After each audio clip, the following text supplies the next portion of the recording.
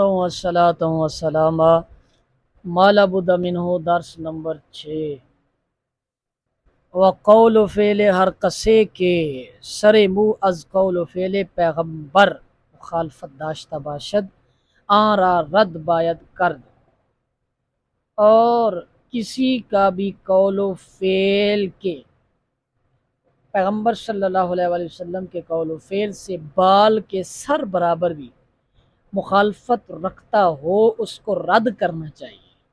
و پیغمبر خبر دادا است کے سوال منکر و نکیر در قبر حق است، اور پیغمبر صلی اللہ علیہ وسلم نے خبر دی ہے کہ منکر و نکیر کا سوال قبر میں حق ہے، و عذاب قبر مر کافران را و بعض گناہگاران را حق است، اور قبر کا عذاب کافروں کے لیے اور بعض گناہگاروں کے لیے حق ہے۔ و باس بعد الموت روز قیامت حق است، اور اٹھنا قیامت کے بعد اٹھنا موت کے بعد قیامت کے روز حق ہے۔ و نفخ برائے اماتت و احیاء حق است، اور سور پھونکا جانا اماتت مرنے کے لیے اور احیاء زندہ ہونے کے لیے حق ہے۔ و انشقاق آسمان ہا و ریختن ستارگاں و پریدن کوہبا و پریدن کوہا و برباد رفتن زمین از نفح اولا و برآمدن مردگاں از قبور و باز پیدا شدن عالم بعد عدم و نفخ ثانیہ ہما حق است۔ اور انشقاق آسمانوں کا پھٹ جانا اور ستاروں کا گر جانا اور پہاڑوں کا اڑ جانا، یعنی روئی نما جو ہے نا وہ اڑتے ہوں گے جیسے قرآن مجید میں، اور زمین کا برباد ہو جانا پہلی پھونک سے، اور باہر آنا مردوں کا قبروں سے، وبر آمدن مردگاں از قبور باز پیدا شدنے، اور دوبارہ پیدا ہونا عالم کا عدم کے بعد دوسرے نفحہ کے ساتھ، دوسری پھونک کے ساتھ تمام چیزیں حق ہیں۔ و حساب روز قیامت و وزن کردن اعمال در میزان و شہادت اعضا و گذشتن از صراط کے بر پشت دوزخ باشد تیز تر از شمشیر و باریک تر از مو حق است۔ اور روز قیامت کا حساب اور اعمال کا وزن کرنا میزان میں، اور اعضاء کی شہادت اور صراط سے گزرنا، کون سی صراط کہ دوزخ کے پشت پر ہے، ہوگی تیز ہوگی شمشیر سے، باریک ہوگی بال سے، حق ہے۔ بعض مثل برق و بعض مثل باد و بعض مثل اسب جواد و بعض آہستہ بگزرند و بعض در دوزخ افتند، اور بعض بجلی کی طرح، بعض ہوا کی طرح، بعض تیز گھوڑے کی طرح، اور بعض آہستہ گزریں گے، اور بعض دوزخ میں گر جائیں گے۔ ایک ایک لفظ کا ترجمہ سمجھ آ گیا؟ اس کے بعد ہے جی وشفاعت انبیاء و اولیاء و صلحاء حق است، انبیاء اور اولیاء اور نیک لوگوں کی شفاعت حق ہے۔ و حوض کوثر حق است و آب او سفید تر از شیر و شیرین تر از عسل و برو کوزہا باشند مثل ستارگاں ہر کے اداں بروشد باز تشنا نشود۔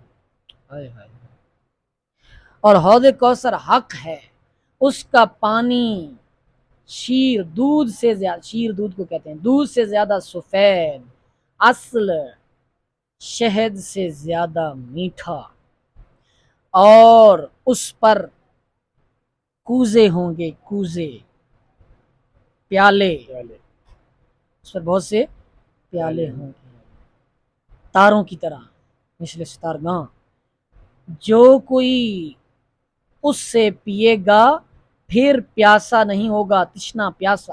وہ حق تعالیٰ اگر خواہد گناہ کبیرہ را بے توبہ بے بخشد، و اگر خواہد بر صغیرہ عذاب کند، اور اگر اللہ تعالیٰ چاہے تو کبیرہ کو بغیر توبہ کے بخش دے، اور اگر چاہے تو صغیرہ پر عذاب کرے، چھوٹے عذاب پر، چھوٹے گناہ پر عذاب کرے، اور اگر چاہے تو بڑا عذاب بے توبہ بخش دے۔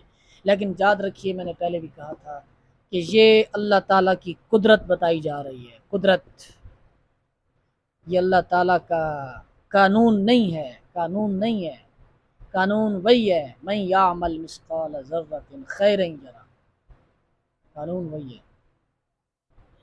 و ہر کے با اخلاص توبہ کند گناہ او البتہ موافق وعدہ الہی بخشیدہ شود، اور جو کوئی اخلاص کے ساتھ توبہ کرے اس کے گناہ البتہ وعدہ الہیہ کے موافق بخشے جائیں گے۔ و کفار ہمیشہ در دوزخ معذب باشند، اور کفار جہنم میں ہمیشہ عذاب یافتہ ہوں گے۔ و مسلمانان گناہ گار اگر در دوزخ درآیند، آخر کار خواہ جل یا بدیر البتہ از دوزخ بر آیند و داخل بہشت شوند، اور گناہ گار مسلمان اگر دوزخ میں آ جائیں آخر کار خواہ جلدی خواہ دیر سے البتہ دوزخ سے نکل آئیں گے، اور بہشت میں، جنت میں چلے جائیں گے، اور داخل بہشت ہوں گے۔ و بعض در بہشت ہمیشہ باشند، اور پھر بہشت میں ہمیشہ رہیں گے۔ مسلمان با ارتکاب کبیرہ کافر نہ شود و نہ از ایمان برآید، اور مسلمان گناہ کبیرہ کے ارتکاب سے کافر نہیں ہوتا اور نہ ہی ایمان سے باہر ہوتا ہے۔ وہ آنچ از انواع عذاب دوزخ، اور جو کہ دوزخ کے عذاب میں سے ہے وہ کیا ہے؟ مار، اشدہا، کزدم بچھو، زنجیریں ہیں لوہے کی آگ سے تپی، و توقہا، اور توق ہیں، توق گلے میں ڈالتے ہیں جو سنگل، و آتش، و آب گرم، و زقوم، قرآن مجید میں ہے، کہاں ہے؟ شجرۃ الزقوم، اس کی پوری وضاحت ہے قرآن مجید میں شجرۃ الزقوم کی۔ و غسلین، یہ بھی جہنم کا ایک عذاب ہے، پیپ پلائی جائے گی جہنمیوں کو۔ زقوم بھی ایک کسی طرح کا جو ہے نا وہ اسی طرح کا وہ ہے، ایک پینے کی چیز ہے۔ اس کے بعد غسلین، یہ پیغمبر صلی اللہ علیہ وسلم فرمودہ کہ قرآن بدان ناطق است، اور قرآن یہاں اس پر ناطق ہے۔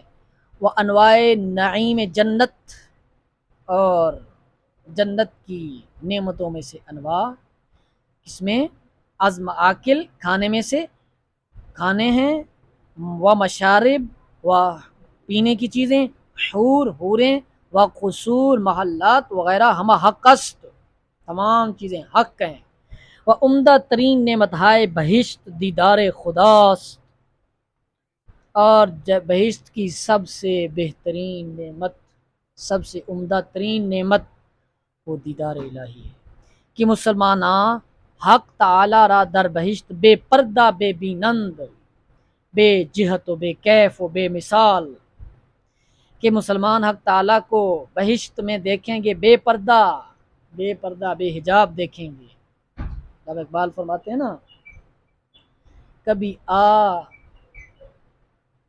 لباس مجاز میں ہیں کہ ہزاروں سجدے تڑپ رہے ہیں میری جبین نیاز میں، کبھی اے حقیقت منتظر نظر آ لباس مجاز میں، کہ ہزاروں سجدے تڑپ رہے ہیں میری جبین نیاز میں۔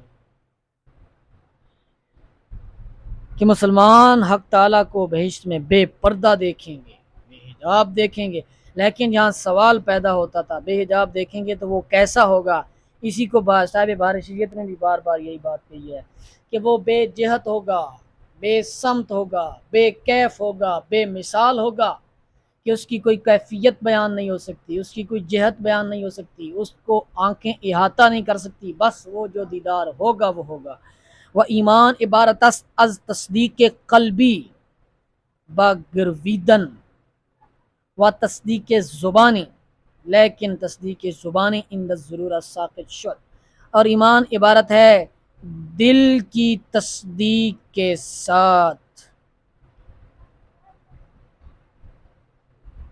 و با گرویدن، گرویدن یعنی اپنی خوشی سے قبول کرنا، گرویدن کا معنی ہوتا ہے تسلیم کرنا، ایمان لانا، ٹھیک ہے۔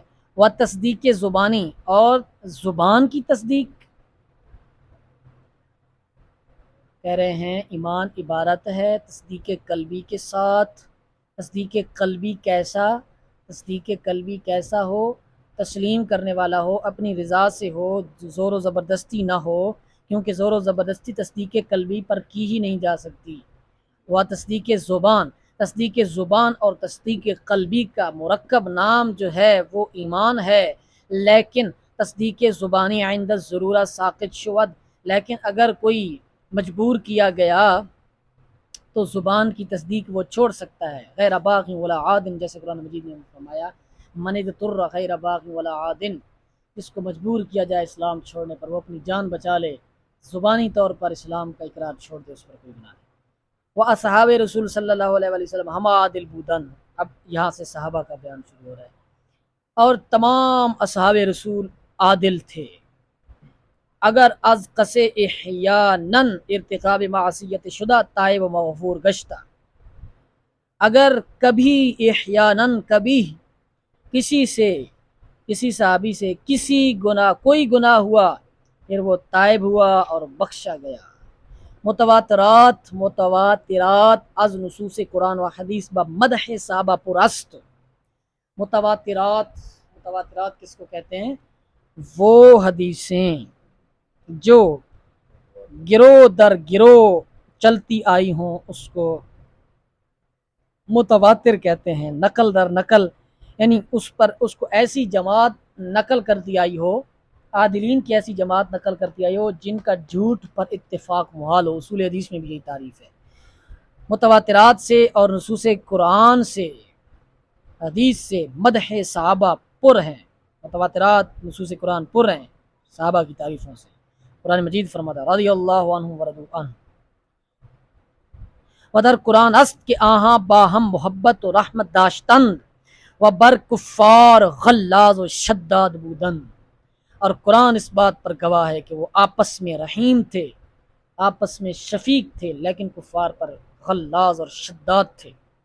غلاظ اور شداد یعنی ان پر سختی کرنے والے، ان پر جو ہے وہ کڑک، ان سے کڑک تلخ لہجے سے بات کرنے والے، جیسے قرآن مجید فرماتا ہے کہ محمد الرسول اللہ والذین معه اشداء علی الکفار رحماء بینہم، محمد اللہ کے رسول اور ان کے ساتھ جو صحابہ ہیں وہ آپس میں رحیم ہیں، آپس میں محبت والے ہیں، کفار پر وہ سختی کرنے والے ہیں۔ جیسے علامہ اقبال فرماتے ہیں رزم حق و باطل ہو تو فولاد ہے موم، گر محفل یاراں ہو تو ریشم کی طرح نرم، رزم حق و باطل ہو تو فولاد ہے موم۔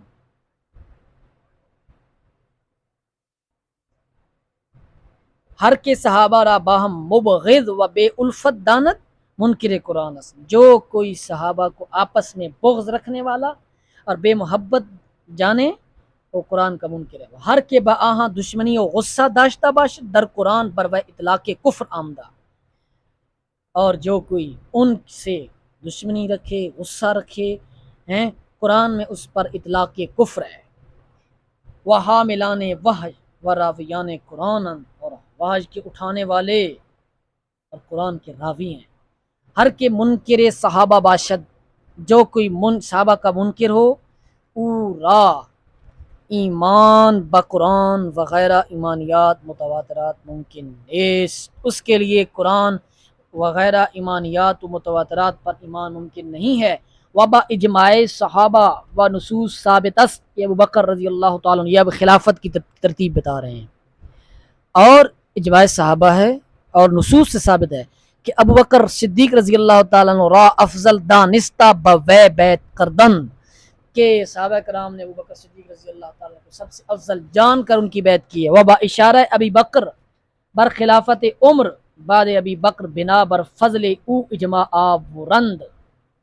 اور سیدنا صدیق اکبر رضی اللہ تعالیٰ عنہ کے اشارہ سے آپ کے بعد سیدنا عمر رضی اللہ تعالیٰ عنہ کی خلافت پر آپ کی افضلیت کی وجہ سے صحابہ کرام نے اجماع کیا. وبعد عمر رضی اللہ تعالیٰ عنہ سیرو صحابہ با مشورہ کردہ عثمان رضی اللہ تعالیٰ عنہ افضل دانستہ برخلافت او اجماع کردن و با بیعت نمودن. اور حضرت عمر رضی اللہ تعالیٰ عنہ کی خلافت کے بعد باہم 3 روز مشورہ کر کے سیدنا عثمان غنی رضی اللہ تعالیٰ عنہ کو سب سے افضل جانا اور ان کی خلافت پر اجماع کر کے انہوں نے بیعت کی. اس میں ماضی معطوفہ استعمال ہوئی ہے. ماضی معطوفہ دیکھو سے روز باہم مشورہ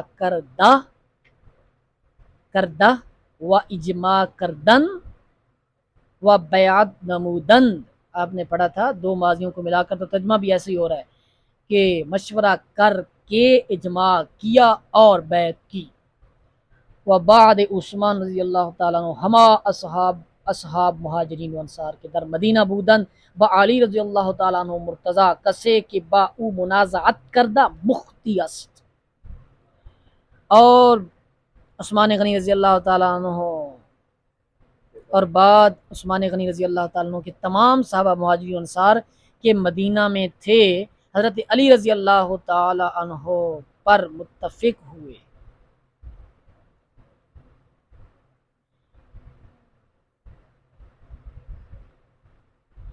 ان کے بعد علی رضی اللہ تعالیٰ عنہ پر متفق ہوئے، بیعت کی. ادھر سے ایک بات بتا رہے ہیں، سیدنا امیر معاویہ کی طرف اشارہ کر رہے ہیں.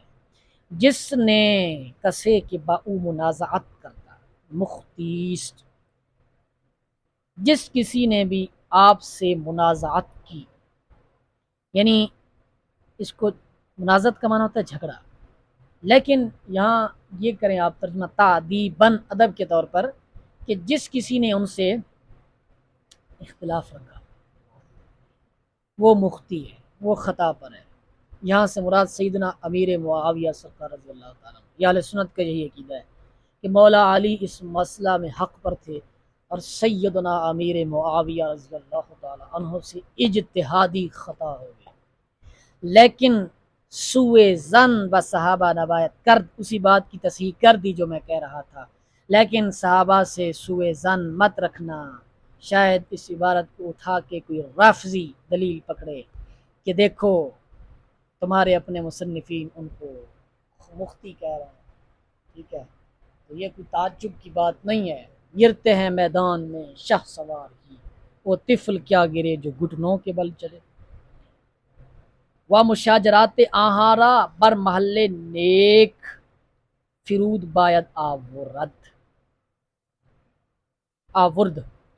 اور مشاجرات کہتے ہیں صحابہ کرام کے اندر جو اختلافات رہے ہیں ان کے مشاجرات کو نیک محل کے تحت لانا چاہیے. فرود تحت نیک محل یعنی نیک سوچ، نیک بات، اچھا زن کے تحت لانا چاہیے. وابا ہر یک محبت و عقیدت باید داشت، اور ہر ایک سے محبت اور عقیدت رکھنی چاہیے.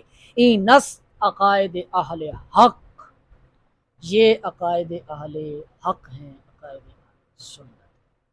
بہت زبردست درس تھا، بہت زبردست. عقائد کے بیان میں صرف عبارتیں حل نہ کرتے رہا کرو، سمجھا بھی کرو بات کو کہ مصنف کہنا کیا چاہ رہے ہیں. یہ کتابیں پڑھنے کے مقصد بہت سے ہوتے ہیں، کسی مقصد کو فوت نہ ہونے دیں. فارسی سمجھنا، عبارت پر عبور حاصل کرنا، تسلسل حاصل کرنا، زبان پر جو ہے وہ فارسی زبان کو جاری کرنا، ترکیب کو سمجھنا، الفاظ کا ذخیرہ حاصل کرنا، اور سب سے بڑی بات جو ہے جو اس میں بات مسئلہ جو بیان کیا جا رہا ہے اس کو سمجھنا. ایسا نہیں کہ آپ ترجمے کرتے رہے، پتہ نہ ہو بیچ میں کیا لکھ رہے ہیں مصنف، کیا بات کیا ہو رہی ہے. ایسا نہیں کرنا، بات کو بھی سمجھنا ہے.